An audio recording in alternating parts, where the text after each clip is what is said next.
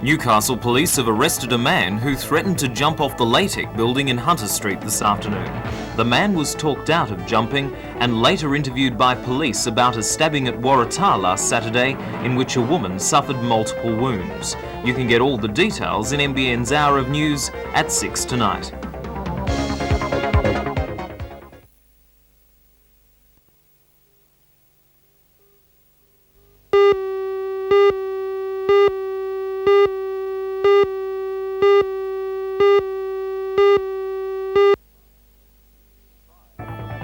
Fire has severely damaged the computerised control centre at the Broadmeadow Railway Yards. Firemen took more than an hour and a half to stop the blaze, which caused $1.75 million worth of damage to the centralised train control for Newcastle and the region.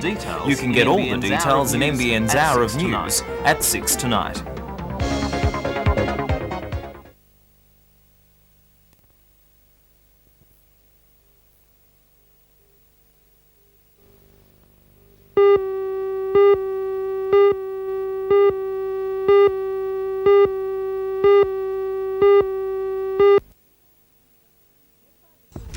Led by the Dungog Pony Club, the parade marched down the main street of the town.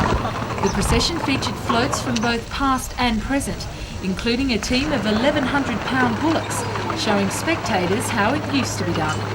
Highlighting the procession was the 4 entrants in the festival's Charity Queen contest. Sponsored by the local service clubs, the girls have raised money for the Dungog Nursing Home. Organisers of the festival say that another $100,000 is needed for the home, and they hope to raise at least $15,000 over this weekend's festivities. A big country and western concert is planned for tonight.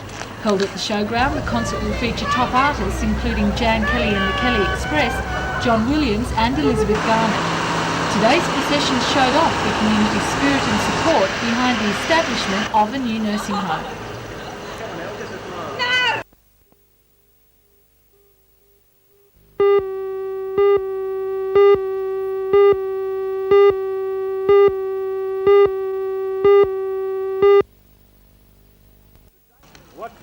The day opened with a triathlon that included a 1,000-metre swim, a cycle section of some 28 kilometres, and then an 8k run, a test for the very fittest. An event that finally went to Paul Bannister in 1 hour, 25 minutes, 47 seconds.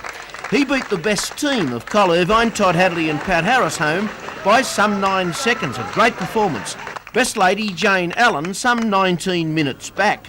The other feature of the day was a little athletics meet.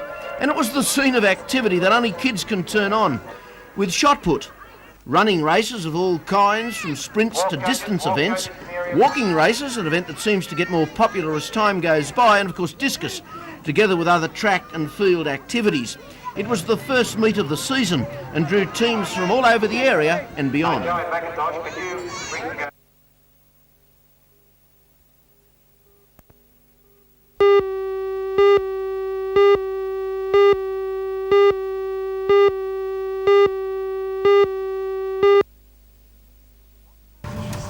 The mock trials have been organised by the Law Society of New South Wales and have involved more than 2,000 Year 10 and 11 students from throughout the state. It's the 5th year that the competition has been running, and the 2 teams competing in today's semi-finals were Skeggs from Darlinghurst in Sydney and Newcastle's St Francis Xavier School. Each team in the competition consists of 2 witnesses, 2 barristers, a constable and a solicitor. Together they are presented with a criminal case and must follow correct court proceedings in an attempt to win their side's story. Both the prosecution and the defence teams are judged on knowledge of law and legal points, clarity of expression, manner, and their ability to understand the court procedures. Today's case, representing the defence, was won by St Francis Xavier. They'll go into the finals next month, which will mean hours of work in preparation. But according to would-be barrister Matthew Hartley, the experience is worth it. Well, it's taught us courtroom procedure.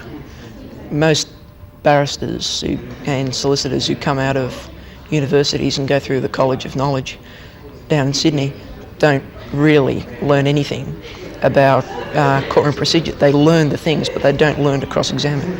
No one who cross-examines the first time does it well, but this has taught us to cross-examine.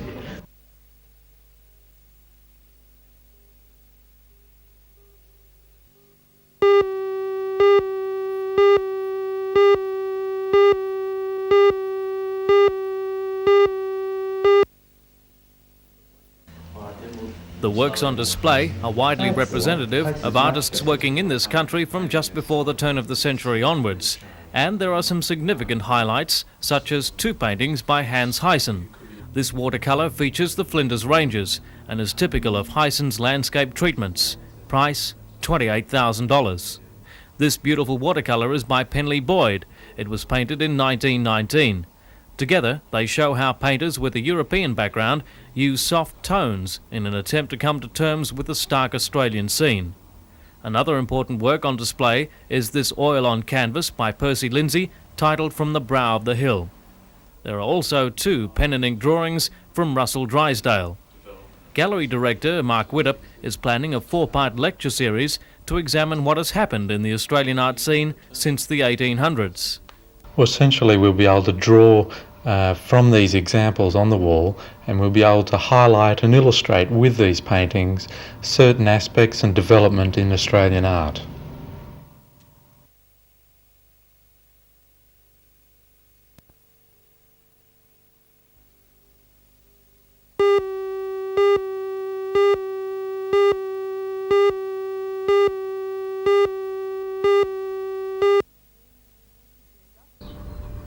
The Industrial Hearing Conservation Seminar was held at the Deaf Community Centre at Hamilton. Its objective was to hammer home that deafness in the workplace, in many instances, can be avoided if adequate precautions are taken.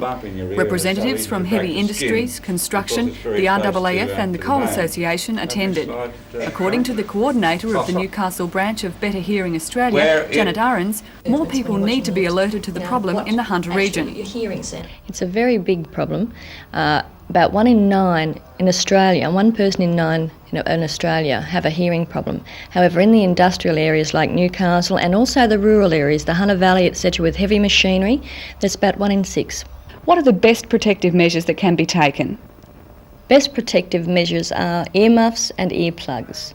And of course that allows the noise to be kept outside from the ear area from the main canal, but it also allows the human voice to come through so they can still hear human voices. Do you think the danger of the problem is overlooked in many workplaces? Yes, I do. They are aware of it, but then again, even though they've given their workforce these earmuffs, etc., to wear, they put them in the cupboards because they are very, very afraid of getting a lot of flack from their workmates, and they're saying, oh, look at the sissy with the earmuffs on, and they don't realise that they are doing a lot more harm by taking this attitude.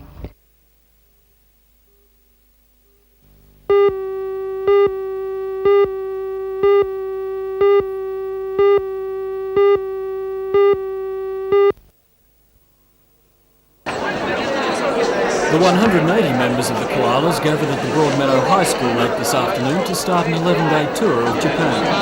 They fly out from Sydney's Mascot Airport at 10:30 tonight and arrive in Tokyo tomorrow morning. The band's main reason for going, and its first task, is to participate in the New South Wales exhibition at Sunshine City in Tokyo this weekend. The band then heads for Osaka, where they'll participate in the Mutsuji Parade, which is the Japanese equivalent of America's famous Rose Parade. Mutsuji will be watched by 1 million spectators on the streets and another 22 million on television. The koalas will then split, with some going to Newcastle's sister city, Ubud, for the 5th anniversary celebration of that sister-city relationship. The band will then reform in Tokyo for the opening of the Koala Pavilion at Tamazu on October 10, and then the band will return to Newcastle.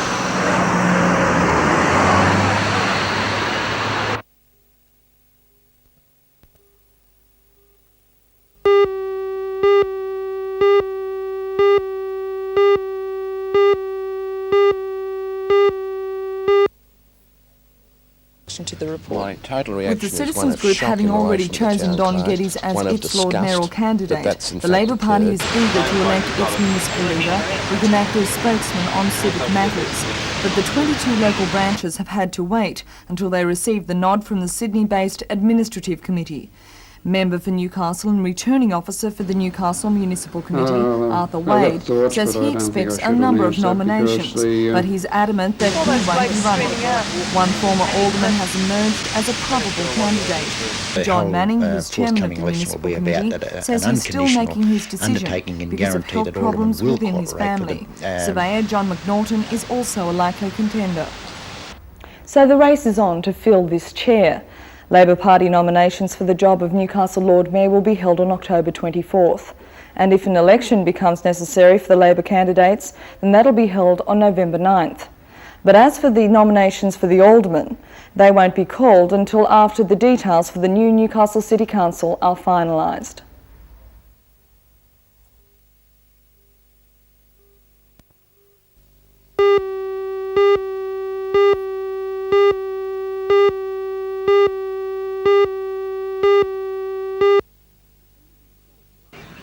The Singleton Show provides one of the main opportunities each year for Hunter Valley livestock owners and breeders to show off their herds or inspect others with a view to buying. Today the dairy breeds battled it out. Jerseys, Guernseys, Illawarras, Holstein Friesias, Ayrshires and Brown Swiss were the breeds competing. They were brought from as far as Tamworth and Sydney. For the first time in many years, rural youth were also present in a competition of their own. Other judging finalised today included the poultry and wool, farm produce and the competitions in the pavilion, where the difficult task of selecting the best cakes and preserves in each section kept the judges busy for most of the day. Show President Charlie Shearer said he was delighted by the standard of entries in every section and assures would-be showgoers that there's lots more to come over the next few days. We've got Olympic jumping, we've got post splitting and many, many more attractions. And what about livestock? Well, today, of course, we have the dairy cattle. Tomorrow, we have the beef cattle. A very good showing of beef cattle. Some 200 entries will be here. And also starting tomorrow, we'll start judging the horses. So we're looking forward to a very good showing overall.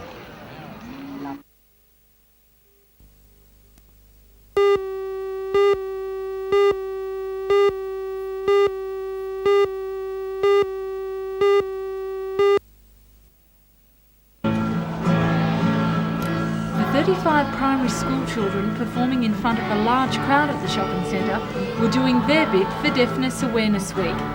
Using cue speech, which is a form of sign language, the singers from Lambton Public Primary School and the Waratah Deaf School brought old favourites to the ears of the audience. Deaf children were once taught in institutions, but now they're encouraged to integrate into the community. They're now being taught how to speak by vibrations of the throat and lip reading at an earlier age. Their lack of hearing only presents a minor barrier to normal living. Also performing last night was 23-year-old Christine Zippery.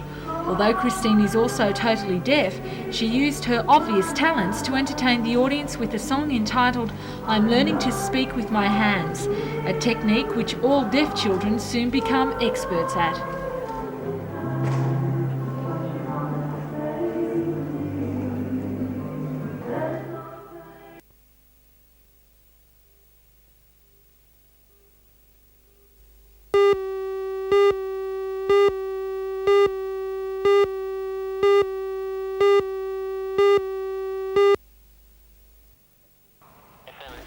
Exercise Coral Sea begins next week, and these 10 F-15 Eagle fighters which arrived at the Williamtown Air Base yesterday will play a major part.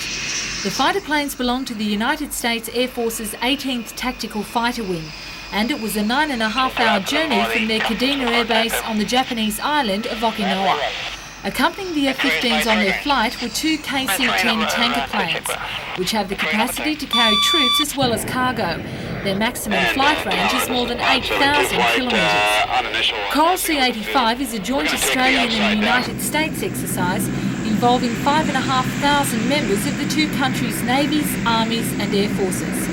The exercise will involve two stages, the first commencing next week, where aircraft based at Amberley in Queensland will attack Williamtown's forces, including its new FA-18s, its Mirages, the US F-15s and Napier and Red-Eye missiles operated by the Army.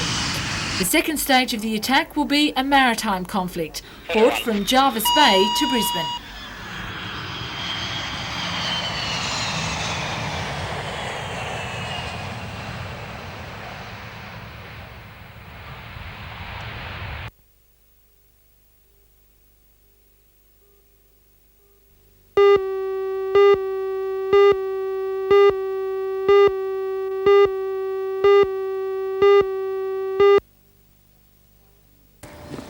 Wyoming Sydney, Gosford looks like many other suburbs, but there is a difference, although it's subtle. This community has engaged in the Neighbourhood Watch program. There are a number of facets to the program and they're all reliant on community education and action. All residents are encouraged to engrave some form of identification on their goods and take photos of jewellery. Stickers and signs are visible around the area and residents are urged to ring the police if they see anything suspicious. Officer in charge of the program on the Central Coast, Constable Gary Lambert, says it's bringing the crime rate down. Since implemented in the Central Coast area, the program I consider has been a very good success. The entrance area was the first scheme to be implemented on the Central Coast, and we checked the figures after it had been implemented for a period of 3 months, and the crime in that area had reduced substantially. Those who want to become involved are divided into areas of about 600 houses and are placed under the control of a group coordinator. He liaises with police and service clubs who provide the necessary gear, such as engraving machines for identification. Group coordinator of the Wyoming area, Rob Kavanagh, says the program is a success. The result has been very overwhelming. Everyone has been keen on it. Everyone has cooperated with it. People are now talking to each other, which is neighbours being neighbours again, because there was so much around that people didn't even know who lived across the street. So now they're protecting each other? They are, yes, which a lot of people did do, but it's being done in a bigger scale now.